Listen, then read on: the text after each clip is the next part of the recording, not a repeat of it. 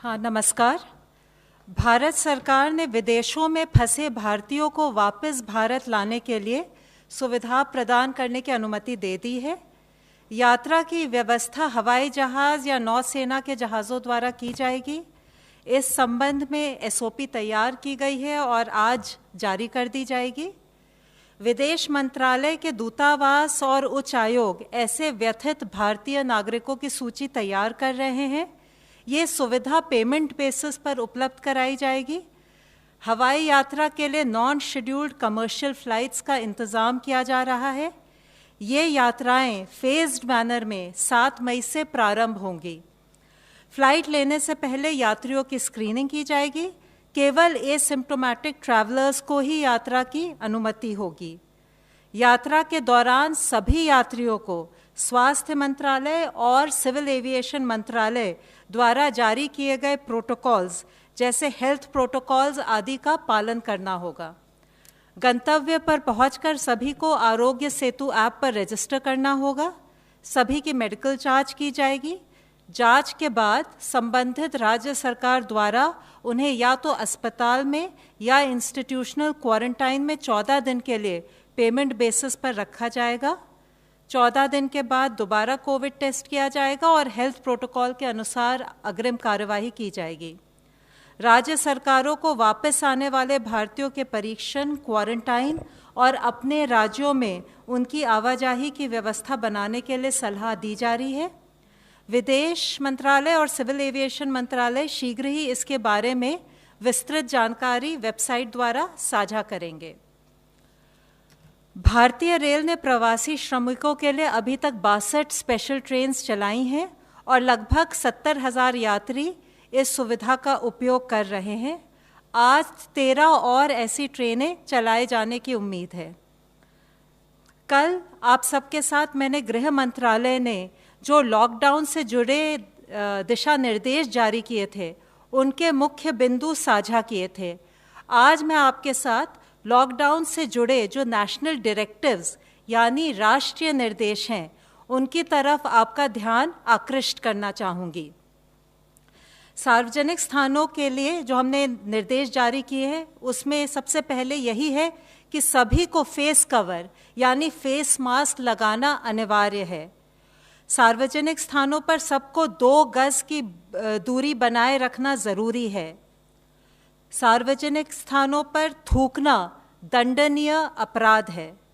इन स्थानों पर शराब, पान, गुटखा, तंबाकू इत्यादि का सेवन करना वर्जित है। दुकानों पर सोशल डिस्टेंसिंग के नियमों का पालन किया जाना अनिवार्य है। दुकान पर एक समय में 5 से अधिक व्यक्ति नहीं हो सकते। किसी भी संगठन या ऑर्गेनाइजेशन को 5 या 5 से अधिक लोगों को एक स्थान पर इकट्ठा करने की अनुमति नहीं है।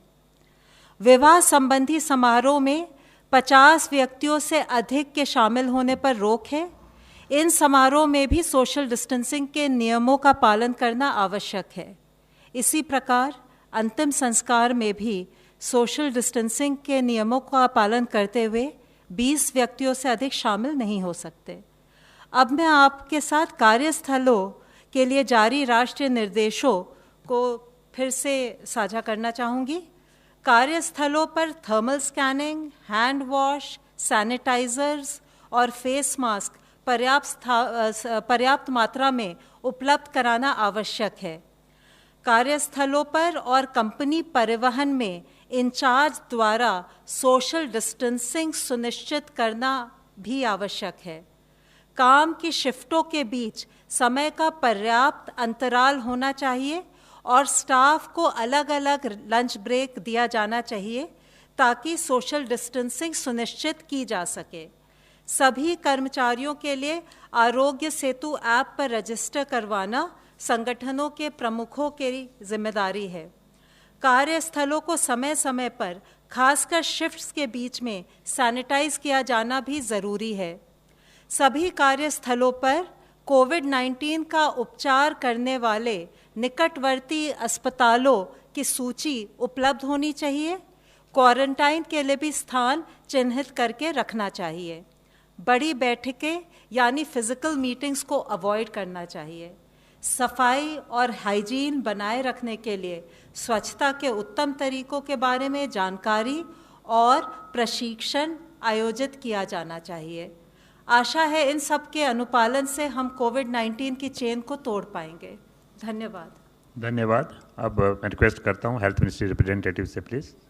अगर हम पिछले 24 घंटे में देखें तो पाते हैं कि 1020 पेशेंट्स क्योर हो चुके हैं, जिससे हमारी टोटल क्योर लोगों की संख्या बढ़कर अब 12,726 हो गई है, जिसके कारण हमारा टोटल रिकवरी रेट बढ़कर अभी 27.41 हो चुका है। Total 32,138 cases active medical supervision में हैं। पिछले 24 घंटे में 3,900 एडिशनल केसेस कंफर्म नोट किए गए हैं, जिसके कारण हमारी कुल कंफर्म केसेस की संख्या अब बढ़कर 46,433 हो चुकी है।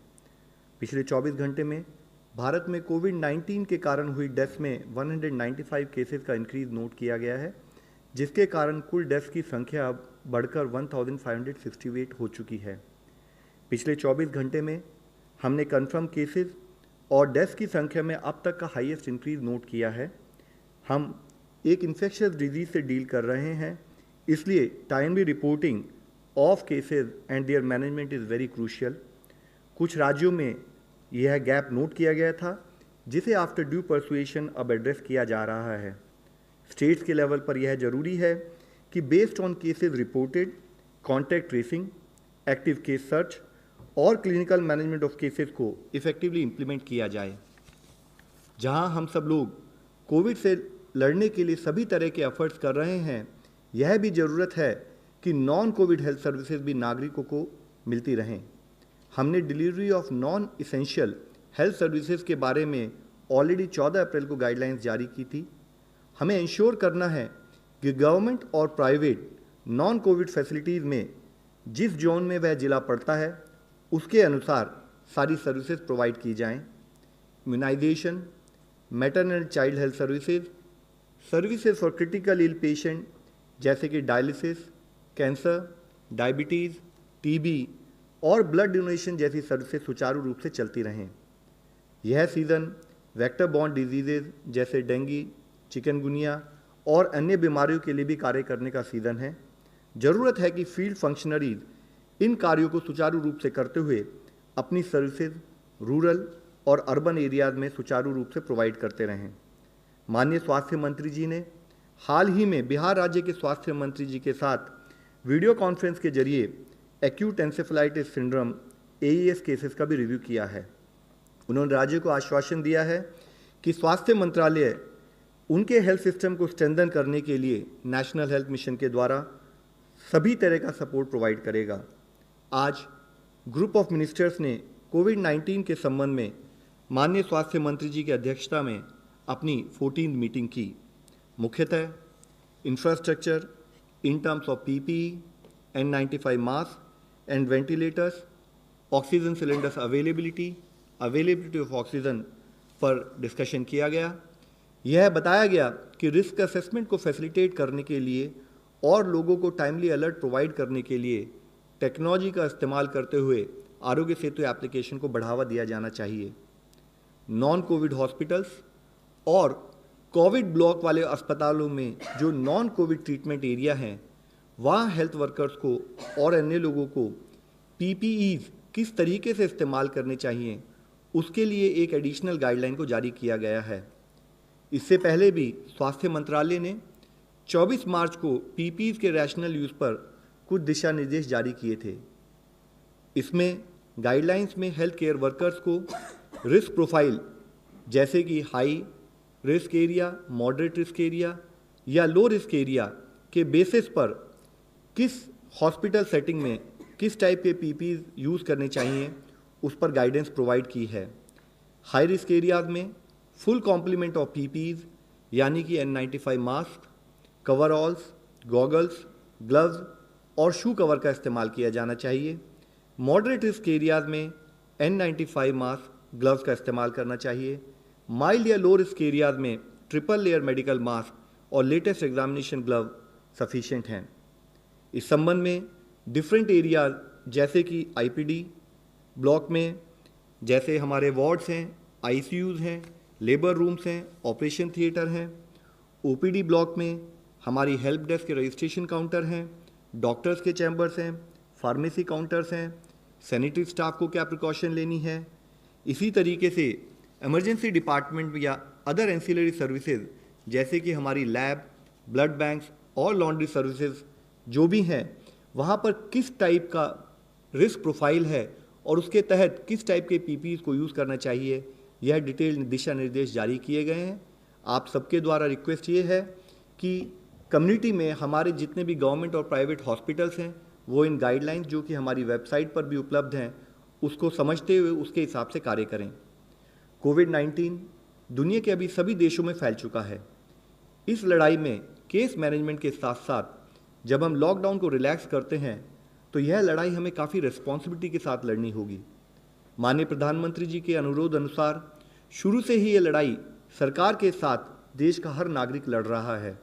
जब हम लॉकडाउन को रिलैक्स कर रहे हैं तो इसमें सरकार की जिम्मेदारी के साथ साथ हर नागरिक की जिम्मेदारी और बढ़ जाती है।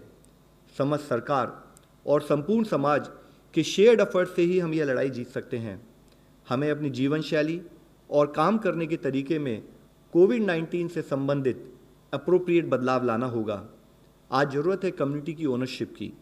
ज़रूरत है कि हर citizen as part of the social responsibility chain of transmission को ब्रेक करने में कंट्रीब्यूट करे। जैसे कि माननीय प्रधानमंत्री जी ने कहा था, भारत की यह लड़ाई पीपल ड्रिवन हो और हम सब मिलकर समस्त विश्व के सामने इसके लिए एक सक्सेसफुल एग्जाम्पल सेट करें। धन्यवाद। Kumar Kundan, TV9 Bharatvarsh.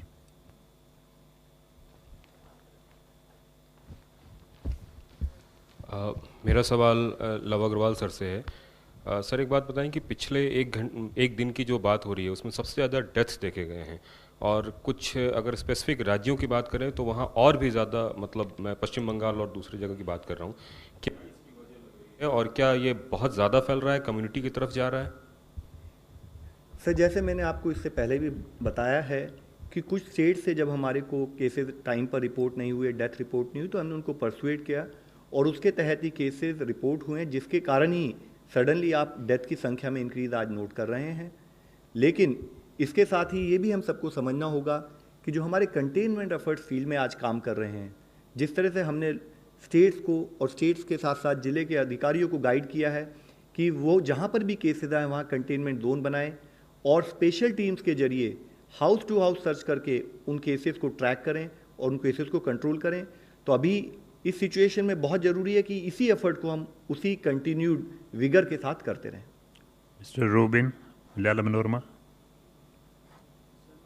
Regarding rapid antibody test kits, you already we have already pre-ordered kits. What is the status of that, and will you further take up the rapid antibody test? Sir, rapid antibodies test issue had already been explained in greater detail by ICMR. They had already mentioned that they are examining the issue, and once they will get some better clarity on that, we will let you know. Online question. Despite grounding of lights and lockdown, our doubling rate has not changed dramatically. In such circumstances, how feasible is it to still trace each contact of a positive case? Will be there no testing in general community like some states are doing? So, as we discussed yesterday also, actually lockdown has yielded very positive results for the community. We started with a case doubling rate of 3.4, and as on today we have a case doubling rate of around 12, which means when the cases were doubling in 3.4 days, today we had case doubling at around 12 days.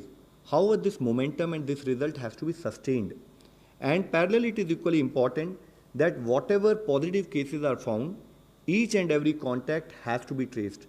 With respect to the point which is being asked in terms of testing in the general community, so we had already been highlighting in earlier times also that while we take up testing as per the protocol, and within that protocol it is defined that in containment zone and otherwise we actually take up SARI and allied surveillance in facilities also, which throws up very valuable data in terms of understanding with respect to how the cases are happening and what additional steps need to be taken in terms of management. Mr. Neelu Ranjan, Dainik Jagran.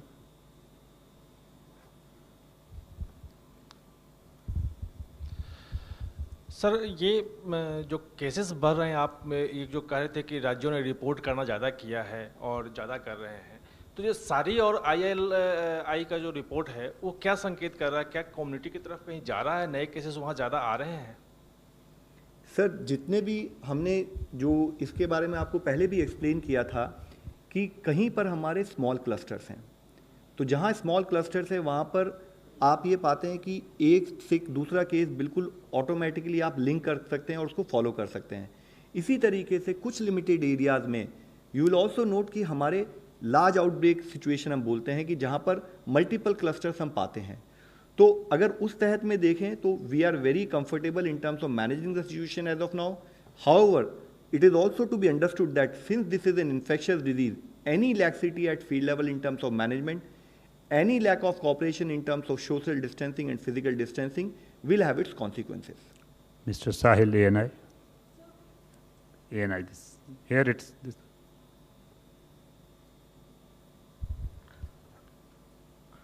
So my question is for Love, sir. So what is the update on the central team deputed to 20 districts to assist the state health department, and what has been the feedback?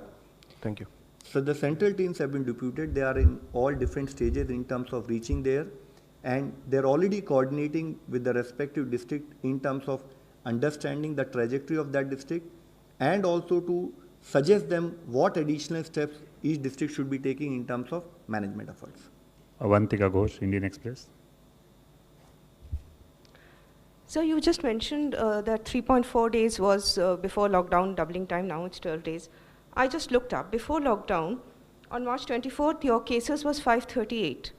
So how is going from 250 cases or maybe 300 cases to 600 cases in 3.4 days, how is it better than going from 23,000 to 46,000 in 12 days? Ma'am, yesterday we talked about it. Actually, any infectious disease, it moves in a geometric progression. So, if you see that if you have your base of cases being lower, then automatically next day when you see the number of case increase will be lesser vis-a-vis the fact that after a few days when the number of cases have become bigger. So that is how infectious disease generally do get monitored. It is important to understand that we need to come to a level where day-to-day case increase should actually be not happening in a geometric progression. It should be happening, in such a manner where the number of cases do get added on a daily basis are lesser than that, and subsequently to a level where we can actually increase the doubling rate much higher so that case remains stable, and that is where we end up seeing a flattening of the curve. Ashish, ABP News.